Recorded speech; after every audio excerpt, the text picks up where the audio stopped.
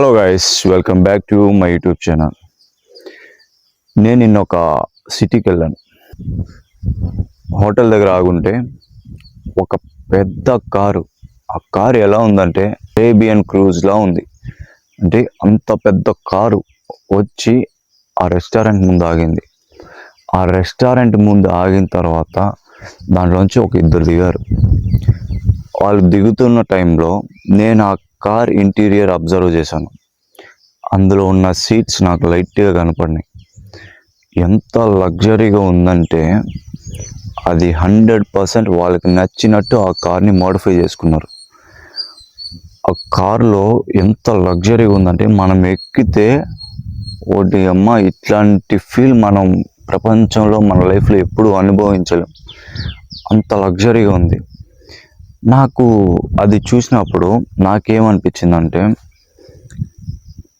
Successful people కావచ్చు, rich people కావచ్చు, వాళ్ళ కంఫర్ట్స్ కోసం, వాళ్ళ లగ్జరీ కోసం డబ్బులు ఖర్చు పెడుతున్నారు. మనం మిడిల్ క్లాస్ వాళ్ళు ఏంటంటే బతకడానికి కూడా మనం డబ్బులు ఖర్చు పెట్టట్లేదు.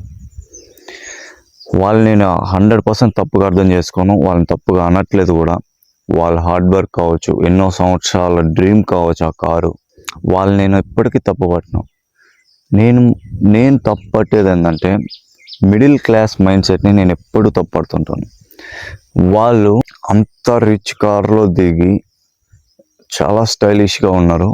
ఆ కార్లో దిగి వెళ్తుంటే అందరూ వాళ్ళనే చూస్తున్నారు.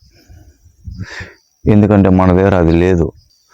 కార్ లేకపోతే పోయింది, కనీసం అట్లాంటి మైండ్ సెట్ అన్న మన మిడిల్ క్లాస్ వాళ్ళకు ఉండాలి. వాళ్ళ లగ్జరీ కోసం డబ్బులు ఖర్చు పెడుతుంటే మనం బతకడానికి కూడా ఖర్చు పెట్టట్లేదు.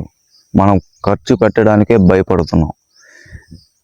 విషయం ఏంద్రా అంటే మిడిల్ క్లాస్లో ఉండి నువ్వు డబ్బులు సంపాదించలేక ఇట్లనే ఈ స్టేజ్లోనే ఉండిపోతే మనం అట్లాంటి వాళ్ళని చూస్తూ బతికేస్తాం తప్ప మనం ఆ స్టేజ్కి ఎప్పటికీ వెళ్ళలేము. నేను అనుకున్న మైండ్ సెట్, నేను అనుకున్న ప్రకారం ఈ విషయాలు చాలామంది కనెక్ట్ అవ్వచ్చు. మనం చాలామంది గొప్ప గొప్ప వాళ్ళని చూసినప్పుడు మనం కూడా ఫీల్ అయి ఉండొచ్చు. మనకి వాళ్ళని చూస్తే జెలస్ వస్తుందే తప్ప మనం ఎప్పుడు క్వశ్చన్ చేసుకోం.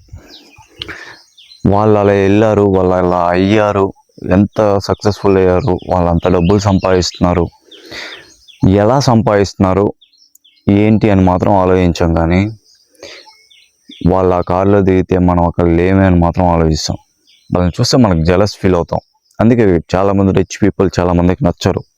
ఎందుకంటే మనం వాళ్ళని జెలస్గా చూస్తుంటాం, వాళ్ళని మనం అసహ్యంగా చూస్తుంటాం. అసహ్యం మీన్స్ వాడికి యాటిట్యూడ్ ఎక్కువ,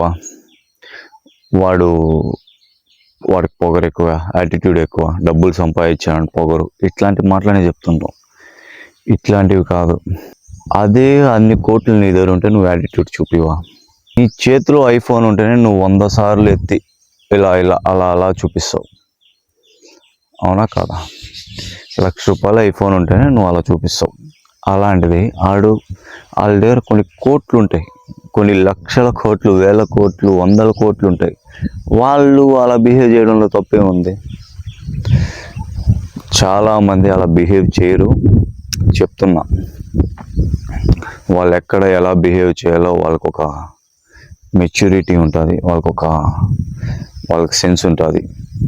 మనం దాన్ని అర్థం చేసుకోకుండా మనం వాళ్ళని నిందిస్తుంటాం, జల్సీగా ఫీల్ అవుతుంటాం తప్ప వాళ్ళు ఎలా వెళ్ళారు, వాళ్ళు ఎలా డబ్బులు సంపాదించారు, వాళ్ళు ఎలా కష్టపడ్డారు అలాంటివి మాత్రం ఆలోచించాం.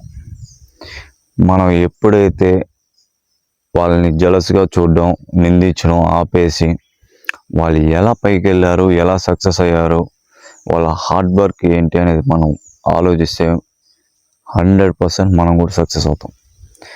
సరే, నాకు డౌటు, మీ బంధువుల్లోనే ఎవరో ఒకరు రిచ్గా ఉండే వాళ్ళు ఉంటారు. వాళ్ళని ఎప్పుడైనా ఓ అంకులో ఆంటీ ఎవరో ఒకరు, ఓ ఎగ్జాంపుల్ అంకులే తీసుకుందాం, వాళ్ళతో మీరు జెలస్గా మాట్లాడకుండా, యాటిట్యూడ్ చూపించకుండా ఒక్కసారి అంకుల్ మీరు ఎలా సక్సెస్ అయ్యారు, ఎలా ఇంత డబ్బులు సంపాదించారు, అసలు ఏం చేశారు మీరు ఇంత డబ్బులు సంపాదించడానికి అని ఒక క్వశ్చన్ అడగండి. మనం అడగం. ఎందుకంటే వాడి దగ్గర డబ్బులు ఉంటే వాడి దగ్గర పెట్టుకుంటారు, మనకెందుకు, మనల్ని అనే రైట్స్ వాడికి లేదు, వాడిని ఎందుకు మనం అడగాలి. ఫస్ట్ ఆఫ్ ఆల్ వాడి డబ్బులు ఉంటే వాడి దగ్గర ఉంటుంది, మనకేమి అనే మైండ్ సెట్ మంది. కానీ లోపల మాత్రం ఆ డబ్బులు బాగా సంపాదించినాడు రా, ఆడు కారు కొన్నాడు రా, మంచి ఇల్లు కట్టాడు రా అని ఆ లేని టైం చూసి మనం వేరే వాళ్ళతో మాట్లాడుకుంటాం. ఇది మన మైండ్ సెట్. ఇలా కాకుండా వన్స్ నువ్వు సక్సెస్ అవ్వాలి అనుకుంటే, నీకు ఏ దారులు కనిపించకపోతే అలాంటి వాళ్ళని అడగడమే బెస్ట్ థింగ్. నిన్న నాకు ఆ కార్ చూడంగానే మైండ్ బ్లాక్ అయిపోయింది. సో అలాంటి మైండ్ సెట్ మాత్రం బిల్డ్ చేసుకోకూడదు అనేది మాత్రం నేను అనుకుంటున్నా. అదే ఈ వీడియోలో మీకు చెప్పాను. Thank you so much. Bye.